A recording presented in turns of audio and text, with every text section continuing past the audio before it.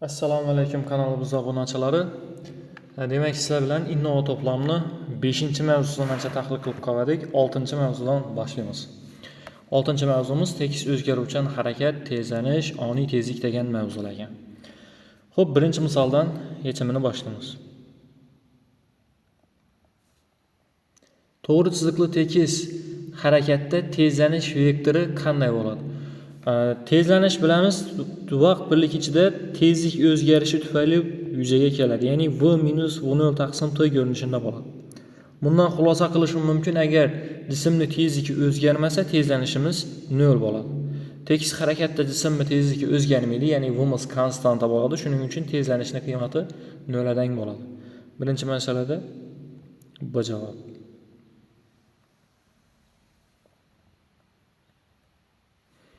Xo'p, ikkinchi masala. To'g'ri chiziqli tekis tezlanuvchan harakatda tezlik vektori qanday?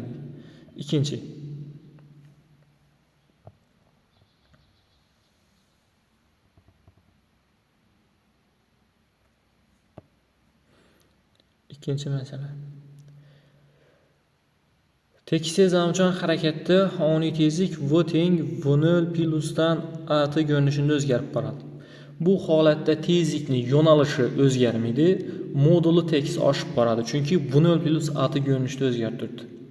Modul tekis oshib, yo'nalish o'zgarmas qoladi. To'g'ri javobimiz S javobi. Uchinchi masala. To'g'ri chiziqli tekis sekinlanuvchan harakatda tezlik vektorining moduli va yo'nalishi qanday o'zgaradi? Sekinlanuvchan harakatda v teng v0 minusdan a t ko'rinishida oniy tezlik tekis sekinlanuvchan harakatda topiladi. Modul tekis kamayadi, yo'nalish o'zgarmas saqlanadi. To'g'ri javobimiz bu javob. To'rtinchi masala.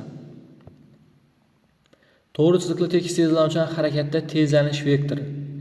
To'g'ri chiziqli tekis tezlanuvchan harakatda tezlanish vektori, demak 0 dan katta va o'zgarmas qiymat qabul qiladi. A'miz 0 dan katta, modul va yo'nalish o'zgarmaydi. 4-masalada to'g'ri javobimiz demak D javob. 5-masala. To'g'ri chiziqli tekis sekinlanuvchan harakatda tezlanish vektori demak qanday o'zgaradi? A'miz 0 dan kichkina holatda modul va yo'nalish o'zgarmas saqlanadi. 5-masalada to'g'ri javobimiz Y javob. Keyingi masalamiz 6. Nexia avtomobili 15 sekundda tezligini 0 dan 108 km gacha yetkazdi. Avtomobil tezlanishi qanday? Demak, tekis tezlanuvchan harakat qilib turibdi. V minusdan v0 taqsim t. Boshlang'ich tezligimiz 0 dan, oxirgi tezligimiz 108 km taqsim soatdan. 108 ni 3.6 ga bo'ladigan bo'lsak 30 chiqadi. Demak, 30 taqsim 15 desam, ham 2 metr taqsim sekund kvadrat bo'ladi. To'g'ri javobimiz A javob. Keyingi misolimiz 7. Harbiy reaktiv samolyot 10 sekundda tezlikni 450 dan 900 gacha oshirdi. Tezlanishni aniqlang. Demak, A teng v minusdan v0 taqsim t ifoda yordamida topamiz. Bu yerda 900 km taqsim soatdan, ya'ni 450 dan 900 gacha oshirgan. Bularni kilometr taqsim soat o'tadigan bo'lsak, 900 ni 3.6 ga bo'lamiz. 900 ni bo'lsak 3.6 ga 250 bo'ladi, 450 miz 125 bo'ladi. Shunda 250 minusdan 125 taqsim vaqtimiz 10 sekund. 125 ni 10 ga bo'lsak 12.5 metr taqsim sekund kvadrat bo'ladi. Doğru javobimiz A javob. Keyingi misolimiz 8-masala.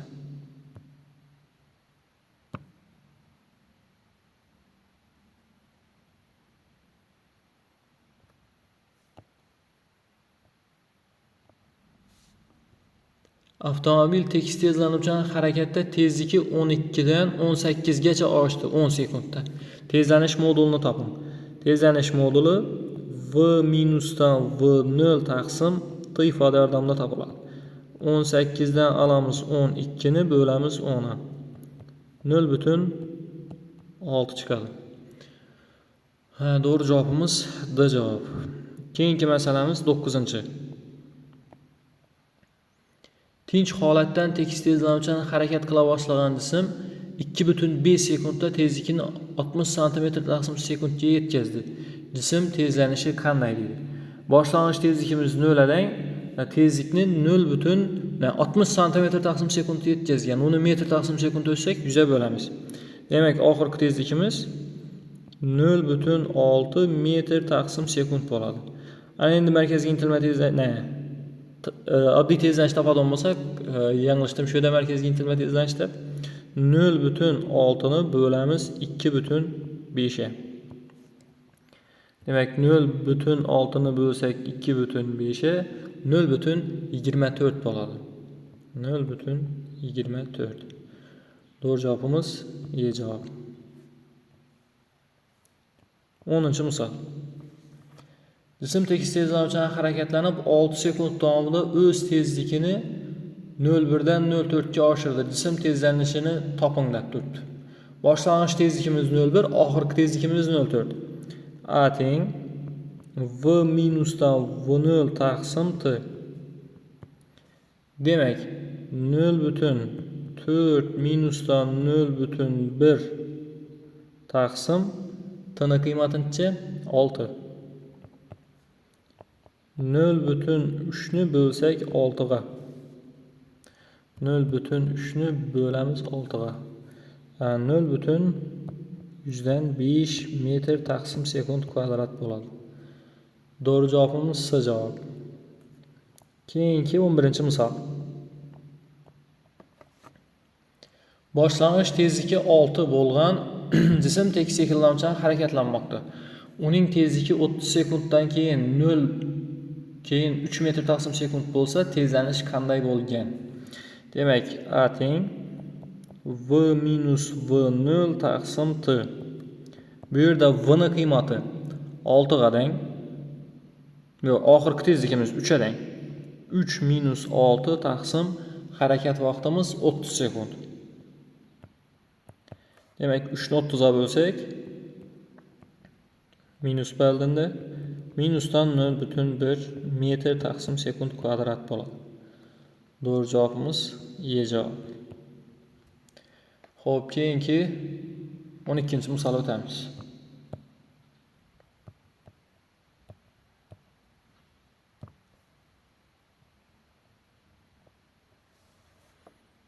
...72 km/soat tezlik bilan harakatlanayotgan avtomobil tormozlanish natijasida 4 sekundda to'xtadi.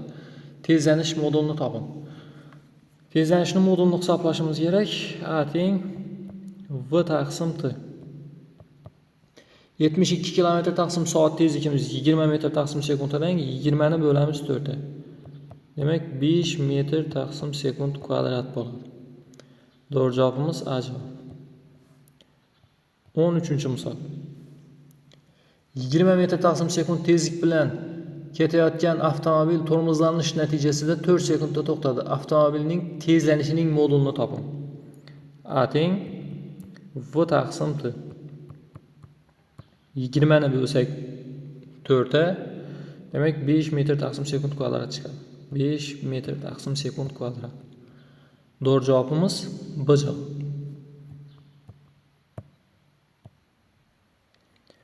Xo'p, keyingi misolimiz 14-chi masala. Tezlik o'lchovchi asbob shkalasining uzunligi 20 cm ga teng. U avtomobil tezligini 0 dan 180 km/soatgacha oralikda o'lchaydi. Agar avtomobil 2,5 metr/sekund tezlanish bilan harakatlanayotgan bo'lsa, asbob ko'rsatkichining tezligi qanday bo'ladi? Endi bizga topib olishimiz kerak, avtomobil 0 dan 180 gacha chiqadi ekan. Ya'ni 0 km/soatdan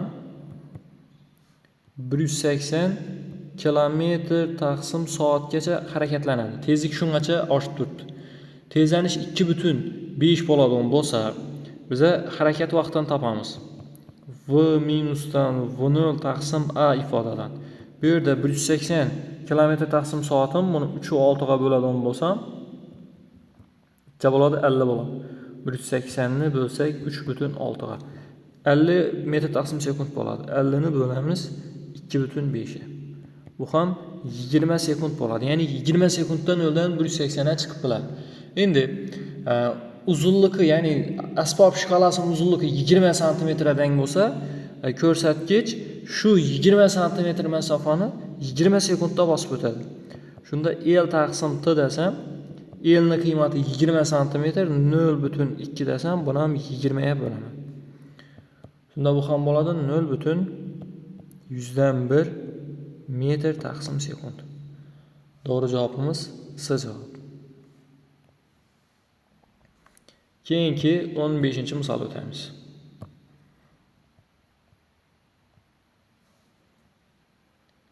Vagonning tezlanishi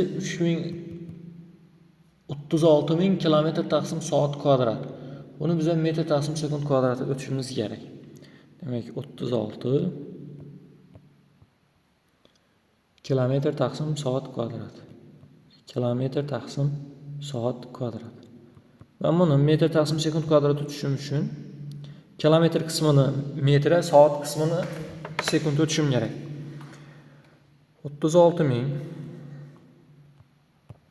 1 kilometrimiz 1000 metr. 1 soatimiz 3600 sekund kvadrat. 3600 sekund uni kvadratida deb turibdi.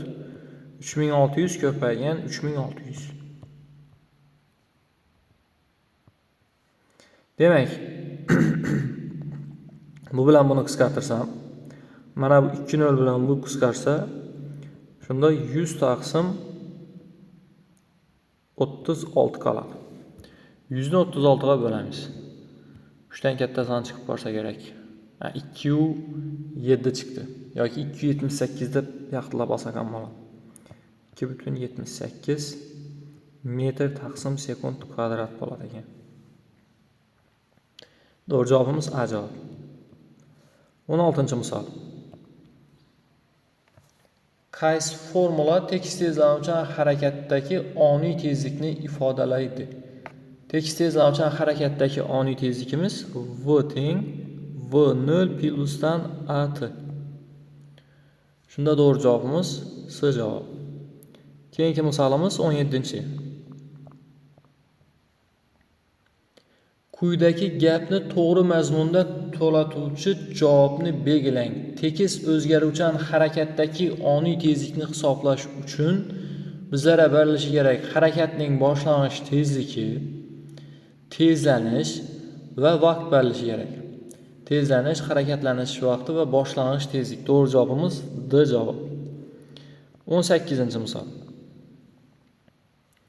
Berilganlardan boshlang'ich tezlikka ega bo'lgan tekis tezlanuvchan harakat uchun tezlik formulasini toping. Boshlang'ich tezlikka ega bo'lgan harakat uchun tekis tezlanuvchan harakatlar edi. V teng v0 plusdan at ifoda yordamida topiladi. Doğru cevabimiz D cevap. Keyingi misol 19. Agar raketa 50 metr taqsim sekund kvadrat tezlanish bilan harakat boshlagan bo'lsa, 2 sekunddan so'ng uning tezligi qanday bo'ladi? V teng v0 plusdan at, boshlang'ich tezligimiz 0 bo'lgani uchun at ni o'zini yozaman. Tezlanishning qiymati 50 dan, harakat vaqti 2. 100 metr taqsim sekund bo'ladi. Doğru cevabımız D cevap. Keyingi misolimiz 20. To'g'ri chiziq bo'yicha harakatlanayotgan jismning tezligi v teng 15 minusdan 1.5 ti qonun bo'yicha berilgan. Bu qanday harakat? V teng 15 minusdan 1.5 ti. Timiz 10 dan kichkina deb turibdi. Timiz 10 dan kichkina.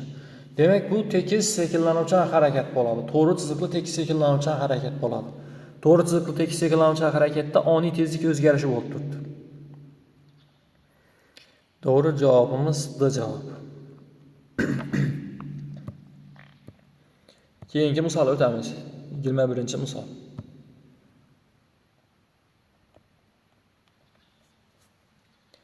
Velosipedchi qiyalıqdan pastga qarab 0,3 tezlanish bilan harakatlanmoqda. Tezlanishning qiymati 0,3. 0,3 metr taqsim sekund kvadrat. Agar velosipedchining boshlang'ich tezligi 4 metr taqsim sekund bo'lsa, 20 sekunddan so'ng qanchaga yetadi? Oniy tezlikni hisoblashimiz kerak. V teng V0 plyusdan AT. Boshlang'ich tezlik bu yerda 4 adang. 4 plyusdan 0,3 ko'paygan 20. 20 ni 0,3 ga ko'paytirsak 6, 6 ni 4 ga qo'shsak 10 metr taqsim sekund bo'ladi. Doğru cevabımız Y cevabı.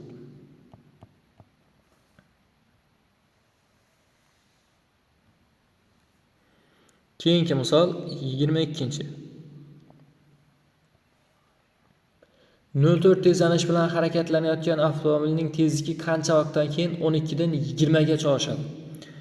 Tekis tezlanuvchi harakatda oniy tezligimiz V0 plyusdan AT ifoda yordamida topiladi. Bu yerda V ning qiymati 20 adang, V0'imiz 12 adang, plyusdan A ning qiymati 0,4 ko'paygan T. Demak, 12 bu tarafga o'tsa 8 teng 0,4 T bo'ladi. Bu yerdan T ning qiymatini topsak 20 sekund adang. Doğru cevabımız S cevabı. 23. mesele. Agar avtomobilning boshlang'ich tezligi 36 km/s bo'lib, 1 minutdan so'ng to'xtasa, tormozlanish jarayonida tezlikning vaqtga bog'lanish tenglamasi qanday bo'ladi? Tekis shakllanuvchi harakatda oniy tezlik tenglamasini yozishimiz kerak. V0 minusdan AT. Boshlang'ich tezlikning qiymati berilgan 10 metr taqsim sekund. V0'imiz 10 metr taqsim sekund. Men bu tenglamani yozishim uchun men A ning qiymati kerak. A ni yozamiz. V taqsim T desak, 10 ni bo'lamiz 1 minut deganimiz demak 60 sekund. Bu bilan bu qisqarsa 1 taqsim 6 bo'ladi. 1 ni 6 ga bo'lsak 0,16 bo'ladi. Davrda 16 olib ketami? 1 ni bo'lsak 6 ga. 0,1 davrda 6 ketadi ekan. Shunda taxminan 0,17 deb olsam bo'ladi. 17. Ana V ning qiymatini yozadigan bo'lsam 10 minusdan 0,17 T bo'ladi.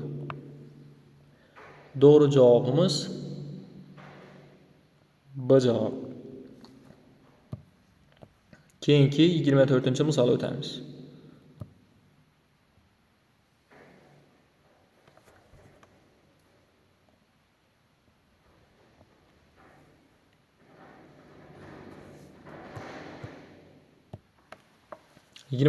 misol. Avtomobilning boshlang'ich tezligi 72 km/s bo'lib, u tormozlanganda 40 sekundda to'xtagan bo'lsa, tormozlanish jarayonida tezlikning vaqtga bog'lanish tenglamasi qanday?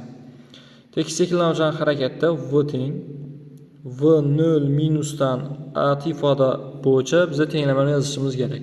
Bu yerda boshlang'ich tezligimiz 20 metr taqsim sekund adang. Tezlanish topadigan bo'lsam, V taqsim T bo'ladi. 20 ni bo'laman 40 ga 0,5 metr taqsim sekund kvadrat adang. Ana endi tenglamani yozadigan bo'lsak, V teng V0'imiz bu yerda 20 adang. 20 minusdan 0,5 T bo'ladi.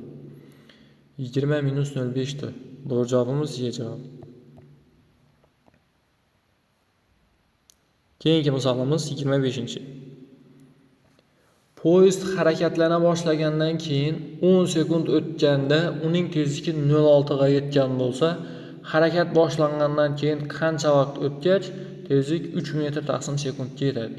Harakat boshlangandan 10 sekund o'tgandan keyin uni tezligi 0,6 ga yetgan. Ya'ni boshlang'ich tezligimiz 0 adang. Boshlang'ich tezlik 0 bo'lgan holatda oniy tezlikni yozaman V teng AT da. Dastlabki 10 sekundda tezligimiz 0,6 ga yetdi. 0,6 teng A ko'paygan 10 desam, bu yerdan A ning qiymati 0,106 metr taqsim sekund kvadrat bo'ladi. Tezlanishning qiymatini yozdik. Endi bize yozib topishimiz kerak bo'lgan narsa nima? Qancha vaqtdan keyin tezlik 3 metr taqsim sekund yetadi?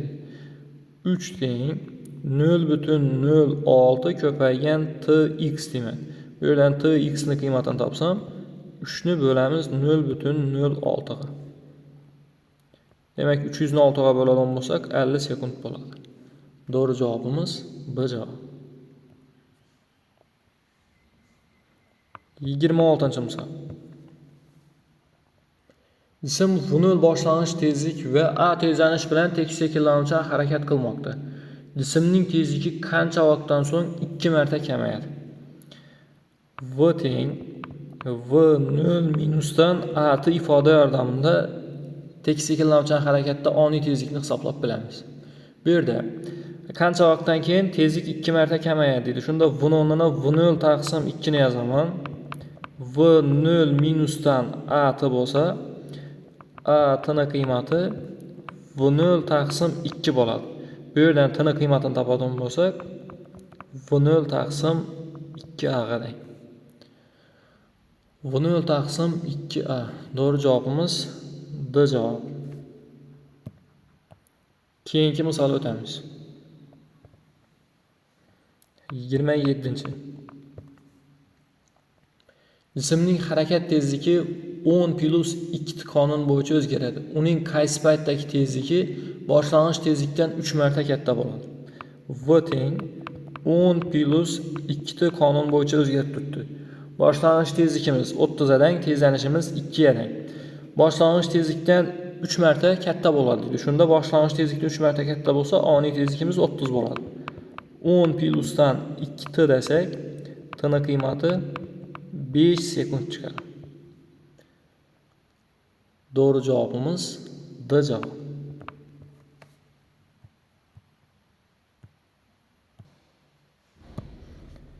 Hop, keyingi misoldan davom qildiramiz. 28. misol.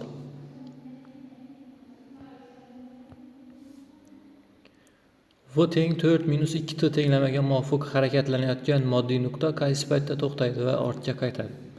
Tekis shakllanuvchan harakat uchun tezlik tenglamasi berilgan.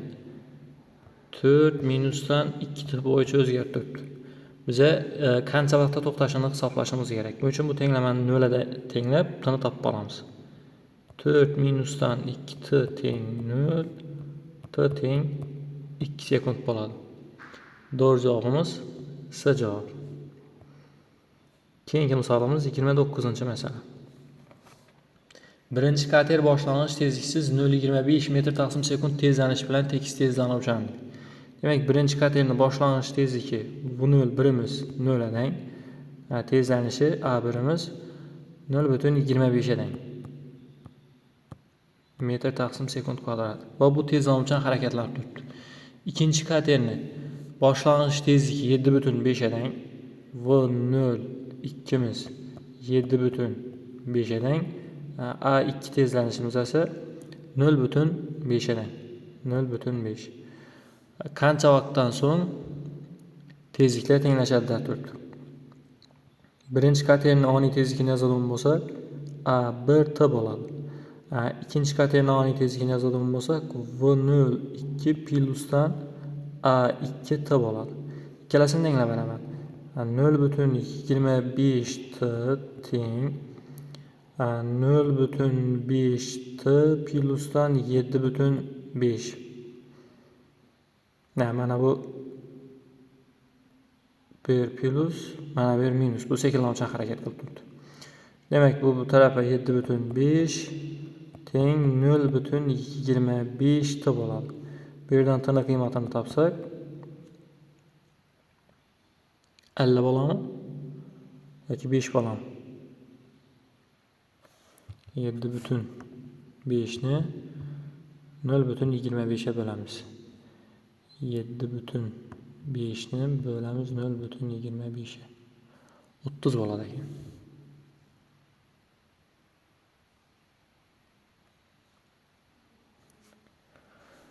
Xo'p.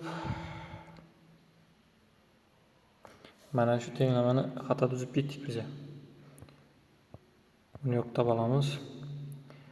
7,5 minusdan 0,25t teng 0,5t bo'ladi. Bunda 7,5 teng 75 t desem timiz 10 sekund chiqadi. Ya'ni 10 sekunddan so'ng tezlikka tenglashadi. Doğru cavabımız B cavab. Keyingi 30-misolga o'tamiz.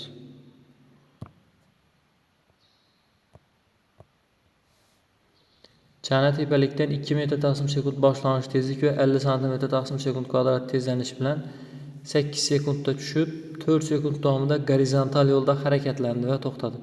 Chananing tepalik etagidagi tezligini va trayektoriyaning gorizontal qismidagi tezlanishini toping. Demak, bu tepalikdan tushib, qandaydir s masofa gorizontal holatda bosib o'tgan. Endi tepalikdan 2 metr taqsim sekund boshlang'ich tezlik va tepalik boshidagi tezlik 2 metr taqsim sekund va bu 8 sekundda tushib eng pastki nuqtaga keladi. Mana bu qiyoqlikda tekis tezlanuvchan harakat bo'ladi. V teng V0 plyusdan A T ko'rinishida. Endi qiyoqlikni asosini tushgan paytdagi tezlikni hisoblashimiz kerak. Buni qanday qilib hisoblaymiz? Demak, V teng 2 plyusdan 0.5 8 sekundda pastga tushgan bo'lsa 8 bo'ladi. Bu ham 4-6 metr taqsim sekund bo'ladi. Ya'ni jism qiyoqlikni bosib o'tib 6 metr taqsim sekund tezlikka erishgan. Endi chananing tepalik etagidagi tezligi, ya'ni mana shu tepalik etagidagi tezlik 6 metr taqsim sekund dedik. Endi jism mana bu gorizontal yo'lda 4 sekund harakat qilib to'xtadi. Shu oralikdagi tezlanishni topadigan bo'lsak, A teng V taqsim T. 6 ni bo'lamiz 4 ga. Endi minus ishora qo'yamiz, chunki sekinlanuvchan harakat bo'lib turibdi. Minus 1.5 metr taqsim sekund kvadrat bo'ladi. Doğru cevabımız Y cevap. Keyingi 31-misolga o'tamiz.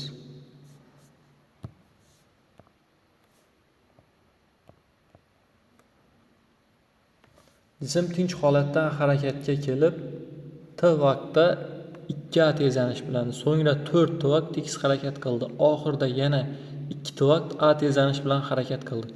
Oxirgi tezlikni toping deb turibdi. Trayektoriyani chizib olaman. Mana shu holatda bo'laklarga bo'ldim men.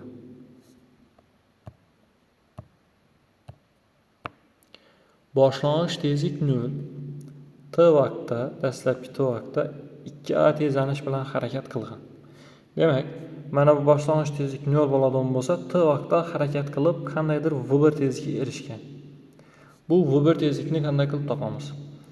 v1 tezlikim v0 plyusdan at desak, boshlang'ich tezlik 0 dan 2at bo'ladi. v1 tezlikimiz. So'ng 4 t vaqt tekis harakat qildi. Endi ikkinchi aralıkta 4 t vaqt tekis harakat qildi. Tekis harakatda mana bu v1 tezlikning qiymati o'zgarmas qoladi va ikkinchi nuqtaga kelincha v1 qiymatni qabul qilib turaveradi. Demak, bu aralıkta ham jism 2at tezlik bilan harakat qilgan va oxirgi aralıkda 2 t vaqt a tezlanish bilan harakat qildi. 2 t vaqt a tezlanish bilan harakat qildi.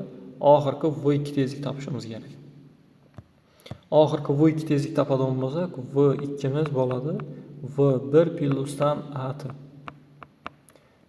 2at ga qo'shaman 2at ni 4at bo'ladi. 4at.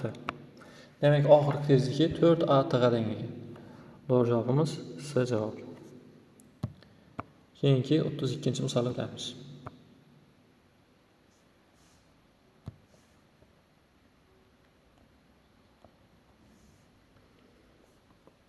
Jism avval t vaqt boshlang'ich tezliksiz 2a tezlanish bilan, keyin t vaqt minus 2a tezlanish bilan, so'ngra t vaqt a tezlanish bilan harakat qilsa, uni oxirdagi oniy tezlik qanday bo'ladi? Oniy tezlikni hisoblashimiz kerak.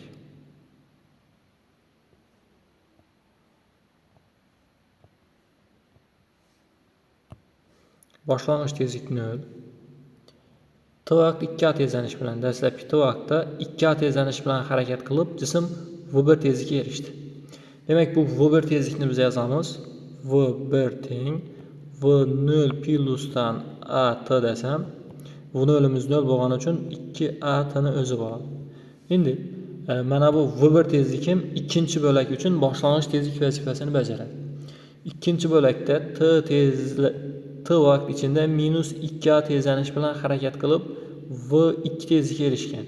Ya'ni ikkinchi oralikda jism sekinlanuvchan harakat qilgan. Sekinlanuvchan harakatda oniy tezlik v0 minusdan at bo'ladi. Demak 2at minusdan 2at desak, bu ham 0 bo'ladi.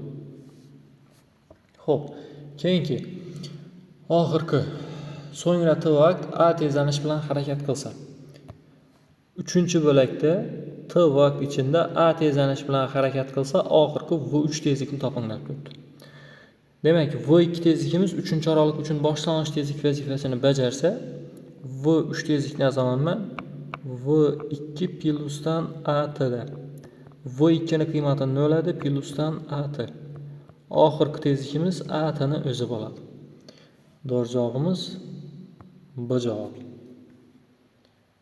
Xo'p, keyingi 33-masalaga o'tamiz.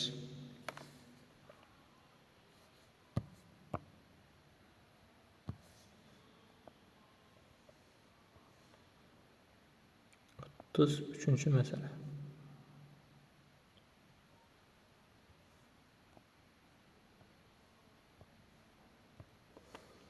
Üç bölege bölüp aldık.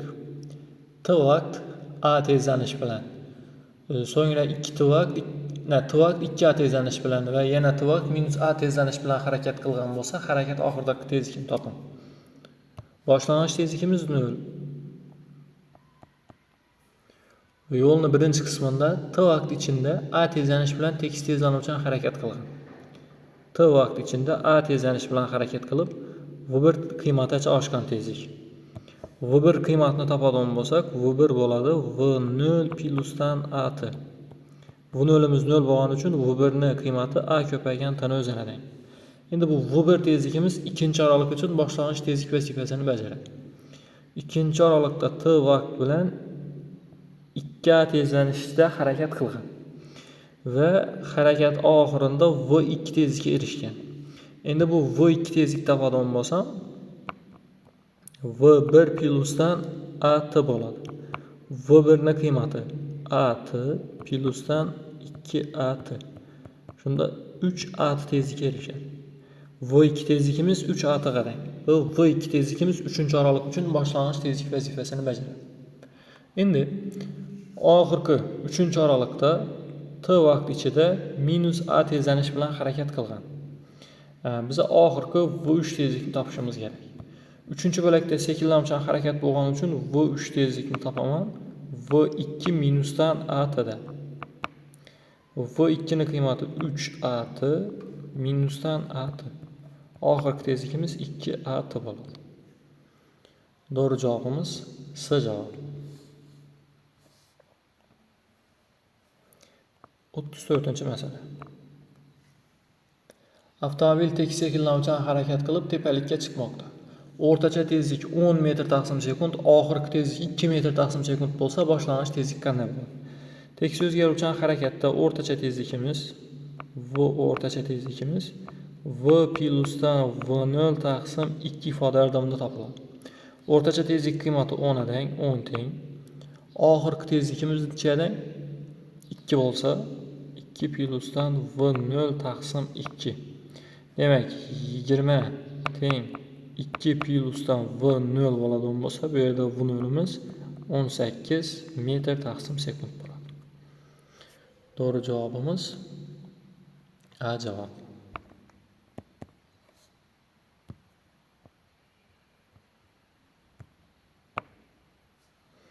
Keyingi misolimiz 35-misol.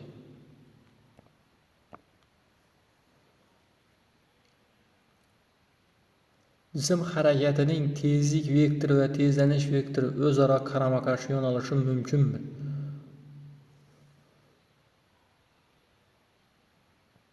Mana avtomobil tezlik yo'nalishi bu tarafa, tezlanish yo'nalishi bu tarafa yo'nalishi mumkinmi deb turibdi. To'g'ri chiziqli tekis sekinlanuvchan harakatda mumkin. Faqat to'g'ri chiziqli tekis sekinlanuvchan harakatda.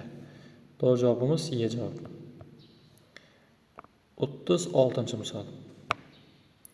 10 metr taqsim sekund tezlik bilan tekis harakatlanayotgan avtomobil kuzovidagi jism avtomobilga nisbatan uning harakatiga qarama-qarshi yo'nalishda 4 metr taqsim sekund tezlanish bilan sirpanmoqda. Bunda jismning yerga nisbatan tezlanishi qanday bo'ladi? Avtomobil